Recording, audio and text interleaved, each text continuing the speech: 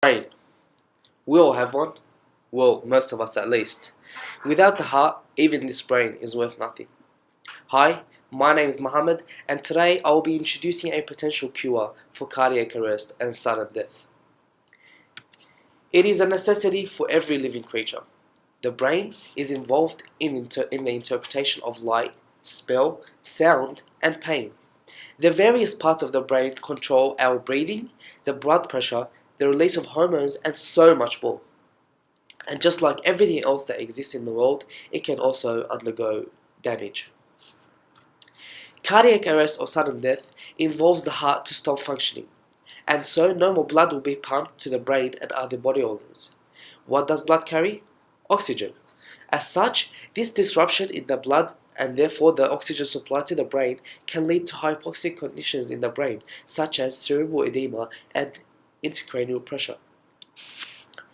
Cerebral edema and elevated intracranial pressure can compromise the cerebral blood flow and cause cerebral herniation, which results in the cells quickly beginning to die because of the organ's huge role in just about everything.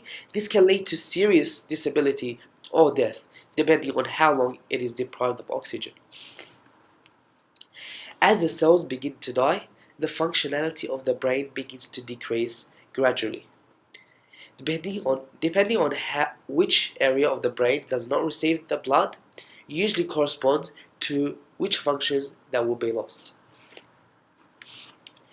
Now, the brain is capable of surviving between 10 to 15 minutes with an insufficient amount or no blood supply at all, which is less than a quarter of what other body organs can endure, which is about 60 to 90 minutes for the heart and 1 to 2 hours for other body organs such as the kidneys and the liver. Now, there are procedures that you all may have heard of, such as that must be applied to a person that experiences cardiac arrest, such as CPR, which are intended to restore the heart's beating rhythm. However, devices such as defibrillators only work in 1 in 10 individuals that experience cardiac arrest or sudden death. Not much, is it? This is why medical professionals in Denmark have collaborated to develop a device known as Neurescue. They intend with the help of this device to save 5 in every 10 that experience cardiac arrest. Now that's impressive. The Neurescue device takes priorities on behalf of the body by determining which part of the body requires most amount of blood. Knowing that the brain is the organ that must be focused on, as it can last the least amount without oxygen, the goal of this device is to provide a higher blood supply to the upper body and the brain. How is this done? This is done by depriving other organs and the lower body due to them being capable of lasting much longer periods of about 2 to 3 hours without the blood supply. This device is made up of a catheter and a monitor. The monitor is placed on the thigh of the patient while the catheter enters the femoral artery through a puncture and moves up towards the biggest vessel in our body known as the aorta. This is when the device inflates a balloon causing an occlusion, which redirects the blood from the lower part of the body to the upper body. With current procedures, the time span to treat and save a person experiencing cardiac arrest is about 30 minutes.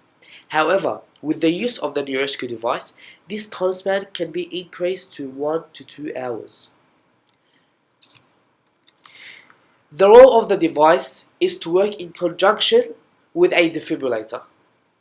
Due to the increased blood supply to the upper body after the use of the Neurescue, the defibrillator becomes more efficient for what it is intended, which is to restore the heart to its normal beating rhythm. Wow, so is this the answer to our prayers? Not particularly. This is just the beginning of cardiac arrest and sudden death cure. Even though this device seems scientifically sound, however, no tests have yet been conducted to measure its efficacy. The efficiency of this device is only based on assumptions up till now, but will soon be released into hospitals after being approved as a medical device by Therapeutics of Goods.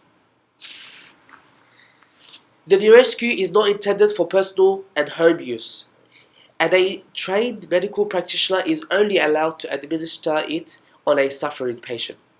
It is the first of its kind, so hopefully it turns out to be effective, so that it can be developed in the future to become more accessible to individuals.